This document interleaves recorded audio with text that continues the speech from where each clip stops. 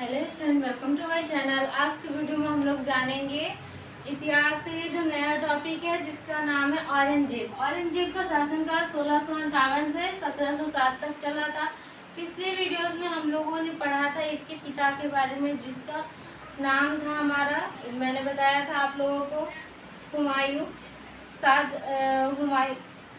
हुमायूं में कहाँ आ गई, हुमायूं नहीं है, शाहजहां। शाहजहां का ये जो बेटा औरंगजेब था, जो तीसरा बेटा था, वो पिता को बंदी बनाकर, और उस टाइम 1658 में पिता को बंदी बनाकर इसने रखा था। उसी टाइम से ये अपना गद्दी पर बैठ गया, वहां पर जहां इसका पिता शासन चलाता था।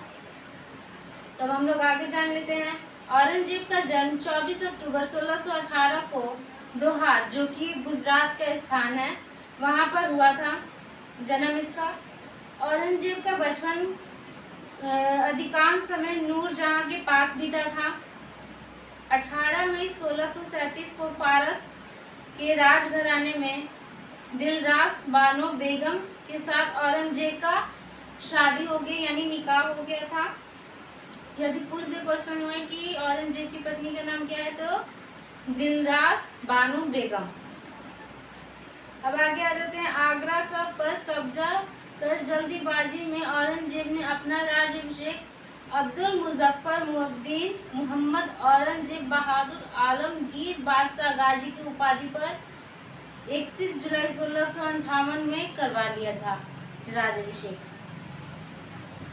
और देवराय युद्ध सफल होने के बाद 15 मई 1659 को औरंगजेब ने दिल्ली में प्रवेश किया और शाहजहां के शानदार महल में 5 जून 1659 को दूसरी बार राज्याभिषेक करवाया था। औरंगजेब जो था वो सुन्नी धर्म को मानता था। सुन्नी धर्म जो है वो जिंदा पीर को कहा जाता है।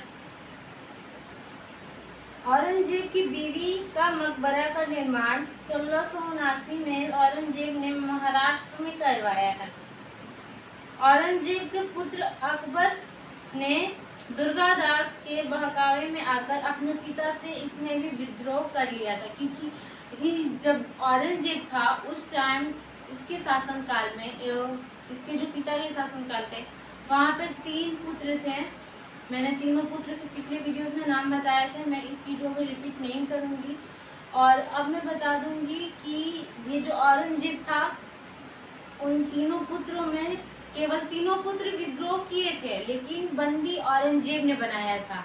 उसी प्रकार फिर इसके शासनकाल में भी औरंगजेब का पुत्र अकबर अपने पिता से विद्रोह कर दिए, पिता के खिलाफ।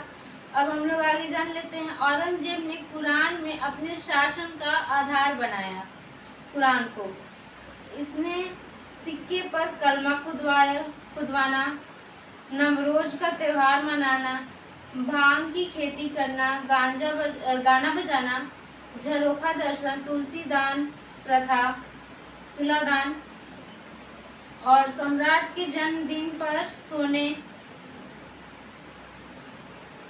सम्राट को उसके जन्मदिन पर सोने, चांदी तथा अन्य वस्तुओं से तौलने की प्रथा, ये सब जितना भी था औरंगजेब के शासनकाल में ही था। वैसे तो इसमें बहुत सारी चीज़ें हैं, लेकिन इतना ही जानने के लिए काफ़ी है। अब हम लोग आ जाते हैं। औरंगजेब के शासनकाल में मुगल सेना में सर्वाधिक सेनापति हिंदू ही थे। औरंगजेब की मृत्यु 20 फरवरी 1607 को हुई। इसे फुलादाबाद, जो रोजा अब कहलाता है, में दफनाया गया, और औरंगजेब के समय सूबों की संख्या 20 थी।